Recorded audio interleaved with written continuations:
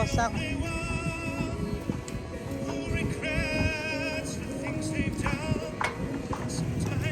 บได้ข้าวต้มมาเด้อได้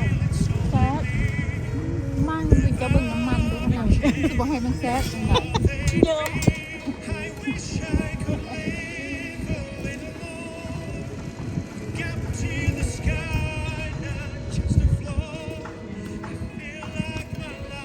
เราได้ที่ชีวิตเมืองอเมริกานะคันแม่นเขาเจ้าเสียที่คันเขาเจ้าสบายแล้วเขาคนเหตุการณ์ธรรมดาซื่อ เฮานี่เป็นคนธรรมดาหาเช้ากินค่ำนี่โอ้ยไผสิมานั่งกินกาแฟอยู่แคมป์ท่าอย่างแคมป์วิวชมวิวอะไรจังซี่เนาะ อันนี้ของเก่าเด้อเนี่ยน่ะเดี๋ยวลืมได้ ฮะ แฟน มื้อใด ของเจ้าลืมมื้อวานก่อนพัดลมไรแมงวันเจ้าหันเอาเว้าแท้ได้ก็เจ้าก็อันมีเหือข้ามเนาะเหือข้ามอันคือยูกิคาร์เบอร์มันยังอยู่เมืองวอชิงตันสเตทนะก็ยังบ่เคยเห็นเลยข้ามเหือไปก็เป็นเงินกว่าสิไปถึงหั่นก็ชั่วโมงนึงแล้วค่าน้ำมันไปกลับก็ประมาณอยู่ละ$80แล้วเงินบอกว่าตัวเวลาเฮาบ่มีอีกบัดนี้คันเฮาเฮ็ดเวียกนะ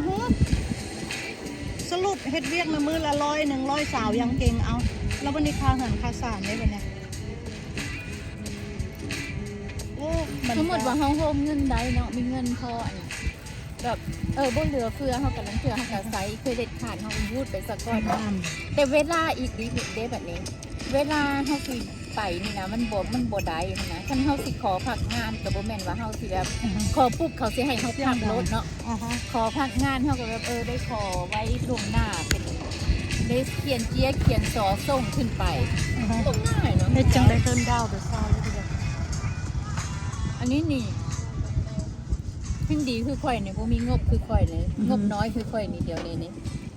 ไม่จำเป็นต้องใช้เงินอยากซื้อของคือถ้ามานั่งกินแคมของนี่ เอากระแมนตัวเอาเทได้ตัวไปคันสมมุติอยู่มีเฮือนเนาะอยู่นี่น่ะบ่ได้ออกมากินข้าวทุกมื้อเลยอยู่ฮู้ว่าเมื่อวานนี้กินหยังกินผู้เดียวหมดบ่ฮอดแสนเขาเจ้าเฮ็ดเครื่องกินไว้หั่นน่ะ ได้ อาหาร3อย่าง60,000บัดนี้เขาเจ้าลวกผักมาอีก25,000ก็เลยว่าโอ้ยได้ทั้งแจวได้ทั้งของกิน3อย่างบ่ฮอด1เส้นกินผู้เดียวอิ่มคนเดียว ก็คือข่อยลองมันแล้วว่าข่อยอยู่ได้นะเงินงบข่อยมื้อละ150,000บ่รอดข่อยได้โอ้ยบุญเทียบกันเลยเนาะ ค่อยกินนะค่อยกินได้คนเดียว แต่ค่อยไปให้เขา ก็อาจจะกระจังซันแหละมันกระจังซัน เมื่อวานนี่คนสังเกตเขามีเงิน200,000 กีบเขาให้กาแฟค่อย200,000 กีบเนาะก็ไปให้แม่บ้านค่อย100,000เลยเด้ซื้อต่ำกินเมื่อวานเหลือ3,000 กีบไม่ค่อยแล้วเมื่อวานนี่ค่อยให้อย่างอีกจ่ายค่าน้ำ100,000 กีบไปดิติ๊กซุนพนักงานทั้งนอก2ให้ทั้งนอก3ให้2ให้ได้100,000 กีบดิโอ้โหเด้บ่พอเลยลงกับตัวเองครับ เจ้าไปทันได้ฟังว่าเปรียบเทียบชีวิตเมืองอเมริกากับอยู่นี้พวกเขาเปรียบเทียบ ไปเลย อยู่นี่นะมีความสุขร้ายกับเงินเท่านี้น่ะอันเงิน1,000ไอ้ตูนี่โอ้อยู่หั่นกินบ่พอแก้วเจ้าก็ฮู้คันแม่นสมมุติอยู่ผู้เดียวไปเซาเอาปักตะมังเนาะอพาร์ตเมนต์น่ะคณะ2ห้องเขาเจ้าดูได้ประมาณ600แบ่งกันอยู่หลายคน เฮาไปขออยู่น้ำเขา ปีนี้ ของ ก็ที่ลองถือไป8,000 ยูโร 2 เดือน รถบ่รถเนาะ เจ้าต้องประหยัดได้เพราะว่าแพงเดี๋ยวนี้นะเมืองฝรั่งแห้งแพงอันลองซื้อๆเด้อไปมานี่นะไปมาเมืองไทยนะไปมา6 อาทิตย์สูบบ่ได้นับตัวเครื่องบินนี่เอามา$7,000 แล้วเจ้าเลี้ยงไปทั่วเลยเจ้าน่ะเลี้ยงคนขับรถบ่พอเลี้ย ก็ ง ไปหันพวกคนหลวงวัดไซเครดิตการ์ดละเดละนาได้นะจนพวกว่าอย่าคือเห็ดคือเกาไรเด้อว่าฉันใส่นี่ผมบ่จักเทื่อว่าซั่นมาเดี๋ยวนี้บ่ได้เฮ็ดขนาดนั้น สงสัยบ่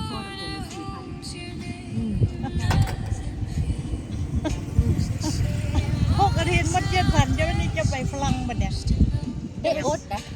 น้ำพริกที่บ้าน เจ้าไปเซาเงินเท่าใดแล้ว3,000แล้วน่ะ ว่าอิตาลีส่งมาหาว่าเขาอยู่อิตาลีเขาอยู่ของนอกเขตนั่นหนึ่งแบบบอลเมืองที่แบบมันเงียบนะ อือหือ ก็เลยบอกท้าว่าโอเค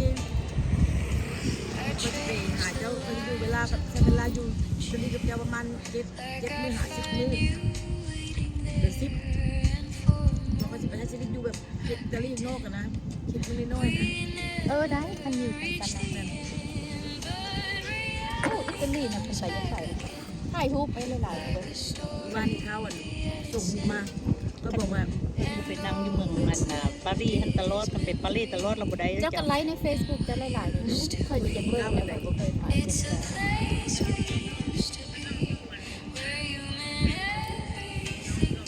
แล้วอันนี้นะ เรื่องแบบเลยออกมาลูก เตาเองบ่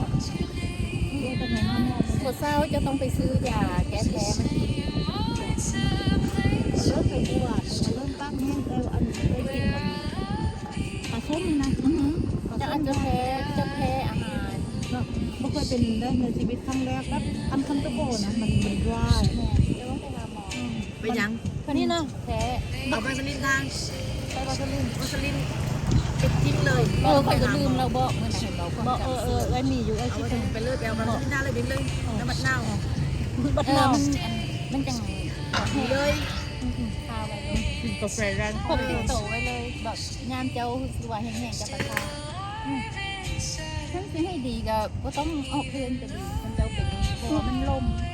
โอ้ยอย่าว่า เล ซั่น ยน้ำซามันดื่มแตกซ้ำนี่เด้มันโซ่ก็อย่างนี้ เอ้าพี่น้อง อิตาลี เป็นไข้ของอิตาลี เบา โอ้คือว่า ใช่ไหม โอ้เมืองงามเลยเห็นบ่อิตาลีน่ะยุโรป ใช่ไหมตัวเรามีนวดเราก็จะแค่เลยเพราะโอ้จะมีคนจะปล่อยตัวเป็นนครขนาดแล้วว่าเจ้าเนี่ย สงสัยบอลล้อเดี๋ยวนี้ มันลอกกันอยู่กับมือไว้แล้วค่อยเลือกเราหรือเราเลือกค่อยเลือกเราเป็นเราเลือกค่อย หน้าพวกเจ้าคล้ายๆ คือกันเลยหน้าคือเลยกันบ่คือกันนำบ่ เรา ได้ มา กัน เที่ยวเบิ้งสัวแต่หุ้คอยบ้านละไทยหุ้คอยบอกว่าจะเป็นเจ้านี่มาทันเลยบุ้มไหมจะเป็นเล่าน่ะแกล้งค่อยนะ เนาะ น้องงานใดธรรมศาสต เขา ร์ เจ้าอันน่ะผู้ชายเขาจะมักทายเขาธรรมชาติเขาจะบ่มักให้เขาแอ เอบ อ บ่ บ่ให้ โอ้หน้าคือกันเด้อหน้าคือกันหน้าคือกันหน้าคือกันครับ ใช่ฉันสิมาขออันเนื้อคู่มันตอนนี้เลย มา เนาะ แล้วน้ำมาหาค่อยดูเล่ามันเลยคนก็ไม่จะเป็นไหนมักคนไหนจะถามคนมาหาเขาบอกต้องมาเมื่อสิดูก็จะติด เนาะบ่มากปานใดทัน เจ้า เจ้า จิ อี ต ก ใบ แล้ว สั่ง เฮามากกันหลายแล้วมัน เจ้าจิตใบสั่งออกจากประเทศเรา อันนี้เที่ยวเมืองลาวเมืองไทยอันนั้นนะ เมืองเรา อ๋อ โอ้มืออันน่ะทำหนังแอน บ่บ่แม่นทำมันทำนั่นเองบ่ เฮ้ย ทำอยู่ ไปมา บอกบุฟเฟ่ มอง เฟ่ เวียง อยู่บงอยู่บางเวียงสีฟ้านะ นั่นละทำนั่นละบนนั้น คิดลึกสิ เอ้ยจะยักเฮ็ดรูปจังซี่นี่แหละ มันอยู่ในไอ้พวกประเทศเองไหน แม่นว่ะ ไอ้พวกเห็ดไอ้ค่อยของประเทศไหน แม่นว่ะหน่อยไปเบิ่งก่อนนี่รูปบ่ได้ไล่ยังเอามาจังซี่นี่ได้ให้มันดิสเพลย์แบบแนวนี้เนาะ โอ้ยหน้าพวกเจ้าเขาอันนั้นคือกัน ต้องใส่สิจบบ่ได้แก้วแล้วนะ บ่ปานใด เนี่ย จบบ่ได้ แต่ แก้ว คนจะเลือกอีก เนาะ เดี๋ยวให้นางแก้วเลือกแก้ว ป่านใดทันแหละ วันนี้ เขา วันนี้มันแก้วมันมีอิตาลีบอมีหมูฝรั่งบอมีโมร็อกโกบอมีอันนี้บอเลือกเอาเลย ทั้งที่เขาพวกคนอิตาลีค่ะนะเขานิสัยค่อนข้างจะแบบตรงไปตรงมา นี่กินเถอะพวกนี้มันดูถูกเหยียด พวกผู้ดี เหยียดซาด บอสแต่ว่าเขาเป็นคนตรงไปตรงมานิสัยคือเจ้านี่แหละแบบบมักอันเอาเซาะนะบ่มีนิสัยเอาเซาะนะพวกนี้ 9 นาทีละบ่อยักนั้นโดนได้มันรวดนั้น นี่ยิ้มแย้มได้หมดเลยมันจะมีอันหัวโตเลย